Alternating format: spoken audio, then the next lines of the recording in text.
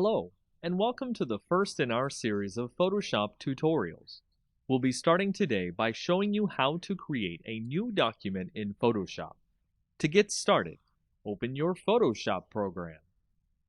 From there, you can easily begin creating a new document by using the drop-down window under File. Click on File to see the drop-down window. After that, the first command you see in the drop-down window is New. Click on New to start creating a new document in Photoshop. Once the new document window opens up, specify what name you want to give the document, and change the settings as you see fit. You can change the width, height, resolution, color mode, and more. These will change the size of the document and what you'll have to work with. Once you've done that, you'll be ready to start creating your new Photoshop image. Now you can start putting to digital paper anything in your imagination. Hello, and welcome to the second in our tutorials in Photoshop. This time, we'll start by showing off some of the most common Photoshop selection tools. First, make sure you have your Photoshop open and a document ready. As you can see, we've got our document ready and can now select anything on the image. Selection tools help you pick and choose what you want out of the image you're currently editing. We'll start by using the rectangular selection tool you'll see here. By selecting the rectangular selection tool, you can click and drag a selection of any size you want on your image. This will allow you to select exactly what you want from the image, albeit in a rectangle or a square. This is the most common form of selection in an image. From there, we can switch the selection tool by going over to the rectangle selection tool, right-click on it, and see a drop-down box of other selection tools.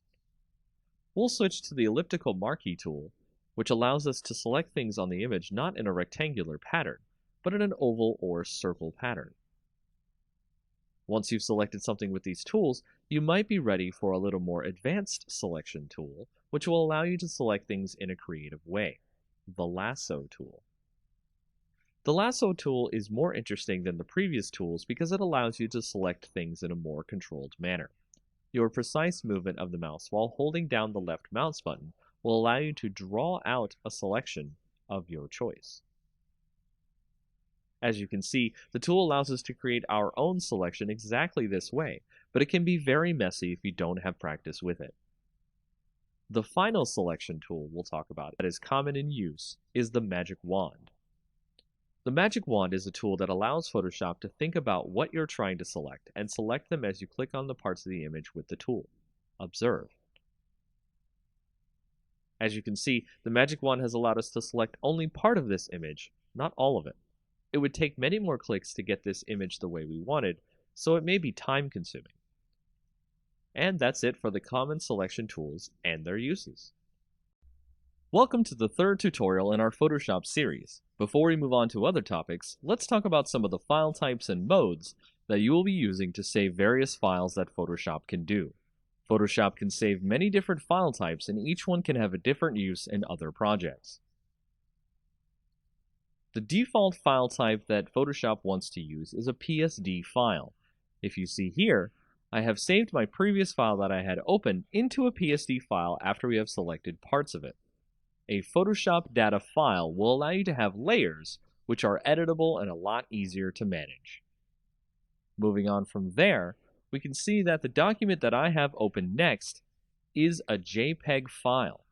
What happened to the checkerboard background?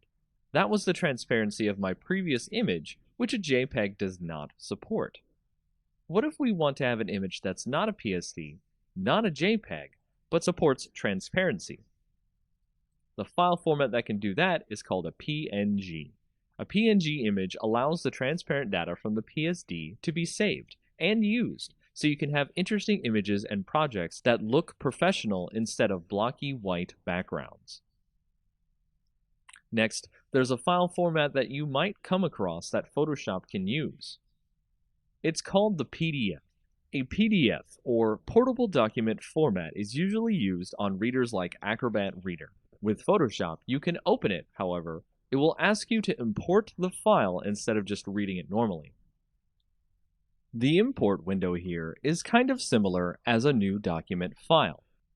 Here I will change the resolution so that the image that we have will show up smaller than before, as I need to use it for other projects that require a smaller image. These are just a few of the image file formats you will use in Photoshop, and of course, you can save any of these formats into another format if you need to, which will allow you to fulfill many different needs for your future projects.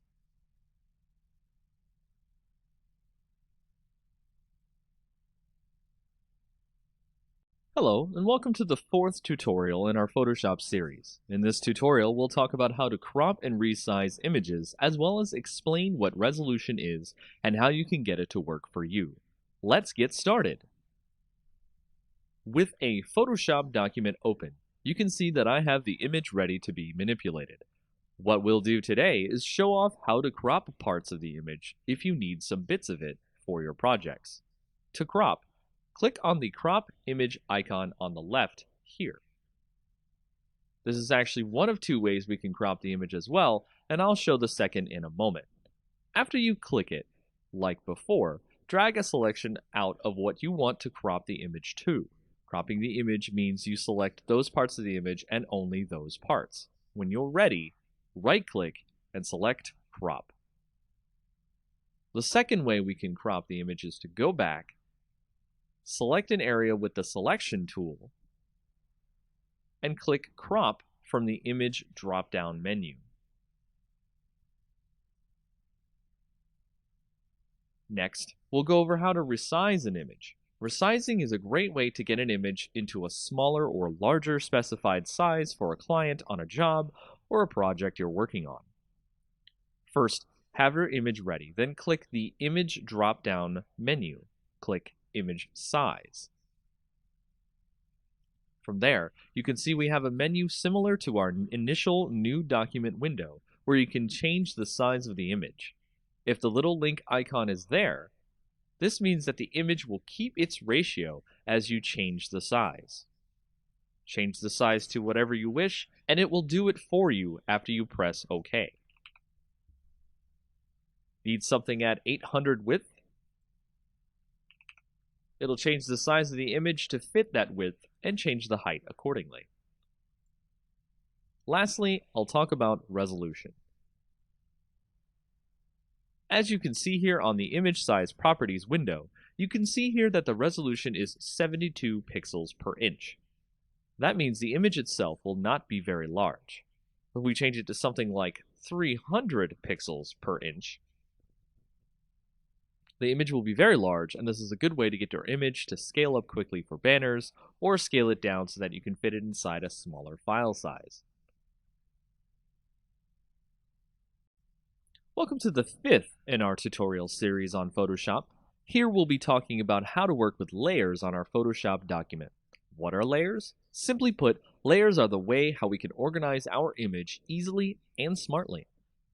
Our Photoshop document open, we can see that we already have one layer of the document already in place. Over here on the right is our layer setup, and you can see how many layers we have. 1. The hierarchy of layers, meaning how they are stacked in a certain way, and if they're grouped, which they are not. So, to create a new layer, all you have to do is click the button at the bottom of the layer window that looks like a new page being turned, or hit Shift-Control-N at the same time. You can also click the layer drop-down in the top and select New Layer from there. I personally like the Layer button as it's easy to click and go. After this, you can see that we've added a second layer that is blank to our layer list. The new layer has now become the top layer, which is what will display over the image we have already. In this way, you can draw or stack images so you get exactly what you want out of the document. So, for example, you can see that I can drag the layers and reorder them any way I want. Top, bottom, stack them how you like to make the image you want. It's that simple. To group layers, you can click on the little folder icon down at the bottom next to the new layer icon, and it will create a folder. You can name the folder and drag any layers you want inside the folder. Doing this will allow you to do many interesting things, including apply effects to the entire group and more. And that's all you need to know about the basics of layers, a simple system to make image creation and manipulation easy. Well, hello there. It's the 6th tutorial on how to use Photoshop, and the topic this time is layer blending modes. After our last tutorial where we showed you how layers work, it's time to show you what you can do to your layers. We've already got our handy Photoshop document open, and it's easy to see the layers we've got set up from the previous tutorial. What we're going to do now is show off how you can create neat effects on the layers so you can create stunning documents. What we call effects on layers is called layer blending. Layer blending is a way we can add effects that will create a stronger image, change how the image looks, and more. Right-click a layer over here and click on Blending Options. Once you do this, you can see a wealth of options here to add effects to your layer. One option that is quite popular, especially with text, is the stroke option. The stroke option allows you to create an extra highlight of color around the object in your layer. Doing this can create a nice border effect to make objects stand out. The next option that can have a great effect on your image, and one you will get used to quickly, is drop shadow. Drop shadow makes your object look like it's floating above whatever you have it over in your layer order.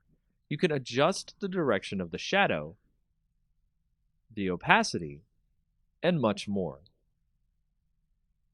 My last option that I'll go over is the color overlay, an option to completely black out or color out an image to create silhouettes, remove features, and more.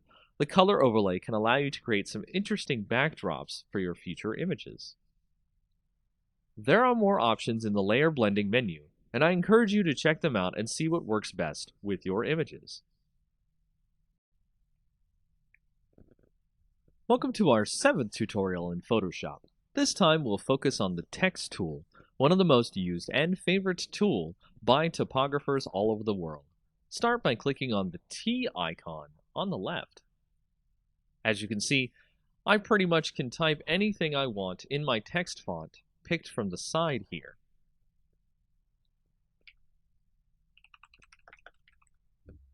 I can select bold, italics, underline, and more. Things like all caps, small caps, stuff like that. Of course, make sure your text is showing up in the correct color that you need for your image. Here, I've selected to make sure that it stands out from the image. Also, as you learned from before, text occupies its own layer, and if you need to select the text quickly, you can hold Control and click on the T icon on the layer as well to select all the text that you've written out. From there, you can change some other settings on other pages of the text panel, including paragraph settings, layout, and more. One last thing, you can click and drag a selection area of where text will go exclusively into.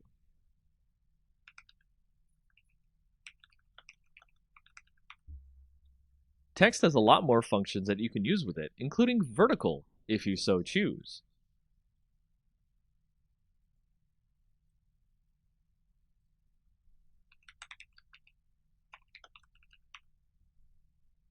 So have fun!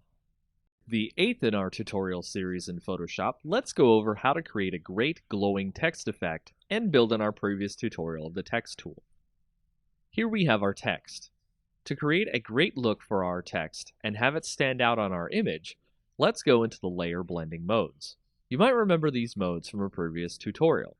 Right-click the text layer and select Blending Options. To create a great glowing effect, let's start by giving the text a great outer glow by starting with Outer Glow. Checkmark this option and you can see the options window for the blending mode. Change the opacity how you like it, and you can also change the spread and the size of the glow. Do this as you see fit. Make sure your glow isn't the same as your text, otherwise it'll get lost in the text itself. From there, we'll make an inner glow now to set it apart from the outer glow. Click Inner Glow. This will set the blend mode to screen, but change it to normal so we can see the glow effect on the text. Set the color to blue, then set the size of the glow until you can see it make the text sort of cloudy. That will give us the effect we're looking for. After this, you can apply a drop shadow if you like, or use the gradient overlay to get even more finer control over the text's colors.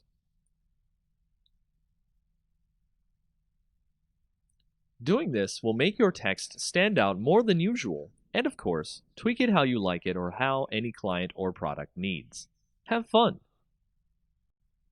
Here's a more advanced tutorial in our ninth in the series on Photoshop. We'll be making a gold text effect that makes it look as if our text was dipped in gold. Start out by having text ready in your image. Here we have our text from the last tutorial with all the layer blending options removed to start fresh. To start creating this effect, let's start by opening the layer options once more. The first thing we want to do is make the text look like it's carved out. Use bevel and emboss here for that. As you can see, our text now looks like it has a curve to it or a 3D look. Let's change that look by clicking on Gloss Contours drop-down menu and click the ring contour. If you're unsure of which is which, just hover over each contour for a few seconds to get the name of the contour. After this, make sure the effect is set to chisel hard, so that way it looks like it was really made out of some sort of marble or stone. As we're going for the gold effect, we're going to add a gradient overlay to the whole image so we can get the gold coloring right.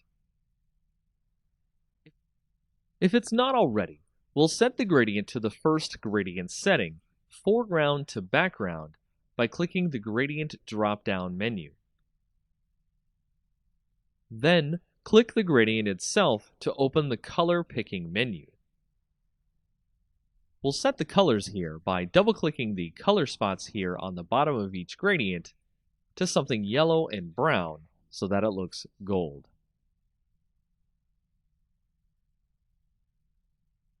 After that, you can see your text is now worth its weight in gold, if only in Photoshop. This blending technique can be used on other things as well, but text is one of the best uses for it. A quick drop shadow at the end makes it stand out even more, and that's it for this effect.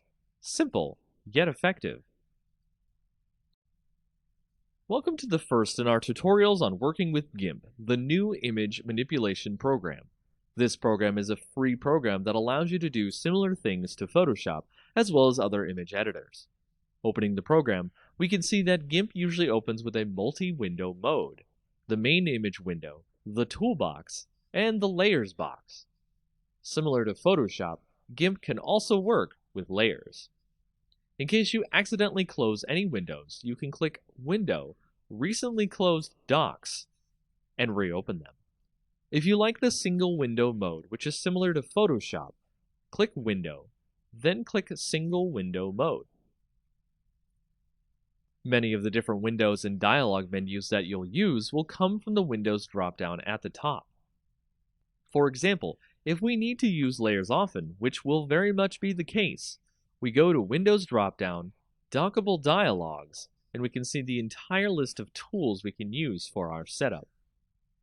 Making sure our layers window is open to the right, we can add many other options to our creation suite, such as histogram, gradients, colors, and more. Options like these are similar to Photoshop, so you can have a basic translation of knowledge between the programs here. Once you have your setup the way you want it, we can continue on to the next tutorial.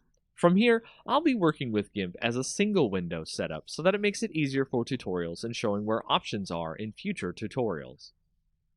In our second tutorial for GIMP, we'll go over how to open images, save them into different formats, as well as exporting images depending on what you need for various projects. Similar to Photoshop, we'll show you how you can open an image in GIMP. Just click the File drop-down, click on New, and the New Image window will pop up. From here, you can set a template for your files, which might include a size a client for your job wants or your project needs, change the image size, width, and height on your own, and change if it's in portrait or landscape. Advanced options will let you do similar things to Photoshop, which is change resolution, color, and what you fill the background with before you start working. To open a file, just go to File, click Open, and search for any file you'd like to open. I'll open the file that we've been using in our Photoshop tutorials. Note that GIMP can open Photoshop files as well as PNG, JPEG, and PDF files. It's a very versatile program. You can also open a file into your current image as layers, so you can essentially import an image onto another one. Just like Photoshop, you can save the file as its own type, which is XCF, or you can export it through the File drop-down, then click Export As option. Here you can click the drop-down and save it as any myriad of options, including PNG, JPEG, and PDF. That's it for the basics of creating, saving, and exporting in GIMP. The third in our tutorial series for GIMP will introduce you to the basics of resizing images as well as cropping, rotating, and flipping images. These features are very similar to Photoshop, but how you do them in GIMP may differ. Start by having your document loaded into GIMP. You can see we have our image ready for moving it around. Once you want to resize your image, go to the Image drop-down, then to Scale Image. This is what resizing an image is called in GIMP. Once there, you can see the dialog box. The dialog box here for Scale Image lets you choose the width, height, and resolution of the image as you see fit.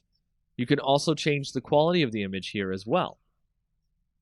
The Scale tool on the left here can also allow you to resize the image like a selection tool would in Photoshop. Just click the image and resize accordingly. Cropping an image also works similarly as you've seen it in Photoshop as well. Click on the Crop tool, the little knife icon, and you'll be allowed to make a selection over the image which will tell the tool where and what you want to crop. Click on the image again after selection to crop the image. Rotating the image, of course, works in a very simple way.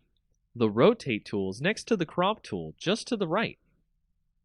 Once you click on it, you can see the tool options below the tool, where you can do it by layer, or a selection similar to Crop, or a much more advanced way through a path.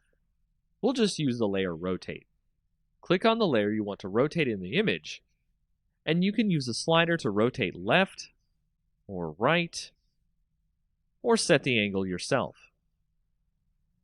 To flip an image, click on the tool that looks like a book opening here on the toolbar. Set the preferred way to flip the image, horizontal or vertical on the tool options, and just click on the image. Easy. With this, you can move and rotate, flip and resize the image just the way you want to. Welcome to the fourth tutorial in our series about GIMP.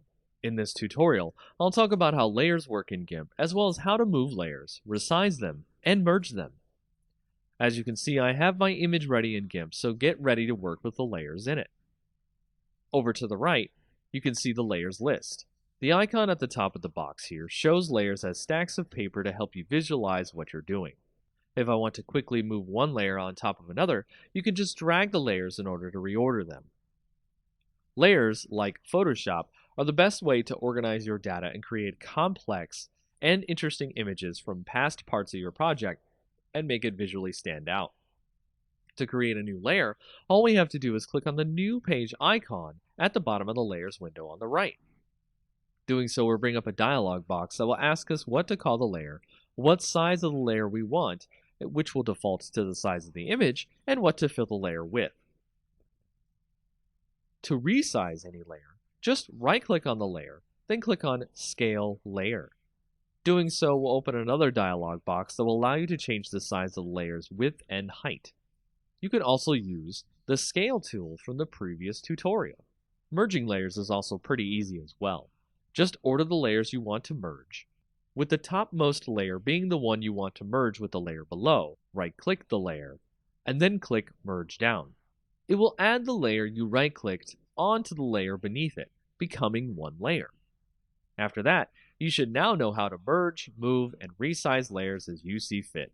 Easy. In this fifth tutorial, I'll talk about how to use the selection tools in GIMP. Selection tools are the best way to get the parts of the image you need for cropping, cutting, and more. Once again, we have our image ready in GIMP, so we can use a myriad of selection tools on it. There are at least 7 selection tools in GIMP. We'll go over each one in basic detail. Each one has tool options, the panel below the tool on the left that you can tweak the settings for. First is your usual rectangular selection. Just like our Photoshop tutorial, just click and drag what you want to select here. Similarly, the oval selection tool next to it can be used to select things in a circular or oval pattern. Next, we have the free select or lasso tool, where you can draw your own selection around an object so you can freehand trace a selection you need to. After that, we have the fuzzy select tool, which, much like the magic wand in Photoshop, will select a region based on the colors around it. This one can take longer than usual to select something. You could tweak the settings in the Tool Options box to change the threshold that the wand will select what you want from the image. Threshold means it will select more or less things based on the higher or lower the threshold. Then we have the Select by Color tool, which will select things on the image based on the color you have in the foreground color box, which is seen below the tool window. Then you have the Scissors Select tool, which will attempt to select things based on detecting edges on the image. As you start clicking around the edge of the thing that you want to select, it will guess where it thinks the edges of the image are.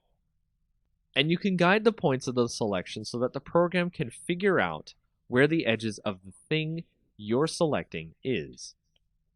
This is by far one of the most intelligent tools you can use in GIMP. Lastly, we have the Foreground Select tool, which will start with a lasso around the thing you want to select.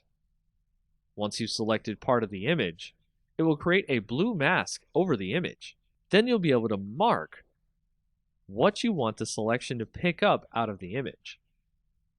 It'll be the best tool to select things that are in the foreground as opposed to the background. It's really great for photos. That's most of the selection tools covered in GIMP. Now you can grab exactly what you need out of the images you're using. In our 6th tutorial on GIMP, let's start using the paint tools and learn the tool options the paint tools use. There's a lot to go over here, so I'll be breaking this up into 2 parts. The first of the paint tools tutorial begins here. With our image open, let's start creating something by using some paint tools. First, we'll use the paint brush.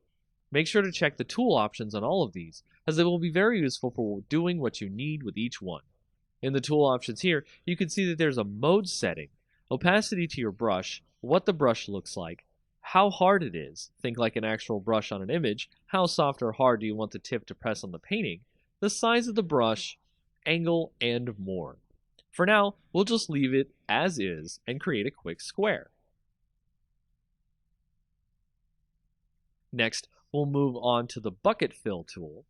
Here we can see that in the tool options, we have the option to change the opacity, change it so that we fill up the spot with the tool with the foreground or background color, or even a pattern if we want to. The options below that allow us to either fill the whole selection as much as possible, or just similar colors if we want more reserved filling. Threshold here will determine how much the tool will try to overflow into the nearby colors beyond what you have filled in. Here we'll fill in our square with our background color. As you can see, with the similar colors option, it will fill in everything except the transparent edges around our square border, leaving a little bit unfilled. Patterns can be applied too from the bucket. So let's apply a quick pine wood pattern here to give the box a little wooden feel to it. Here you can see it will paint over our white fill with a nice wooden texture. Our box is starting to look like an actual wooden box. Next, we'll do a gradient or blend fill. So we'll apply a gradual color change from our foreground to our background color. This works very similar to bucket fill, just that you can choose the colors you want to fill in either as a foreground to background selection or to a preset selection of your choice. The shape can be changed as well to create more impressive gradients. Here I'll make a radial gradient inside our box fill.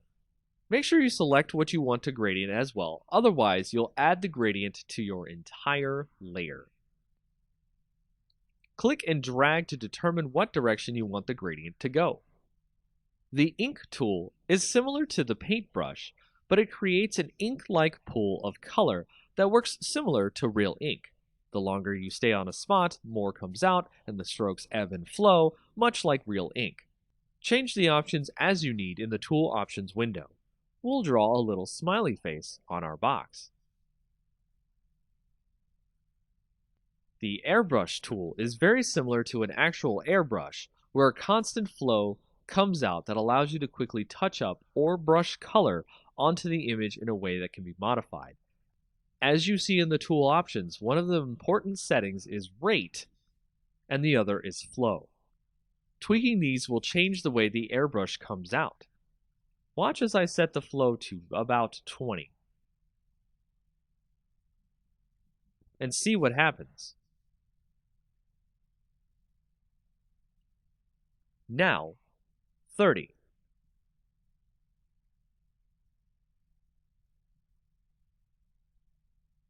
You can now see that the lines are much thicker than they were before. This gives you granular control over how you want your airbrush to look. Lastly, we have the pencil and eraser tools. Much like an actual pencil, you can draw a very fixed, quick line with this tool, and is the simplest tool in the bunch. I'll give our smiley face some eyebrows. From there, the eraser can pretty much remove everything from the image. So like other tools, you can change the size of the eraser, the hardness, and many other features. Be warned that the eraser removes all the data from the image, so you will have to recolor in a spot you erased or fill holes you might create yourself. Oops, I seem to have erased the eyebrows. This completes our first part in the tutorial about the paint tools in GIMP. Now you know a lot about how to paint up your own images.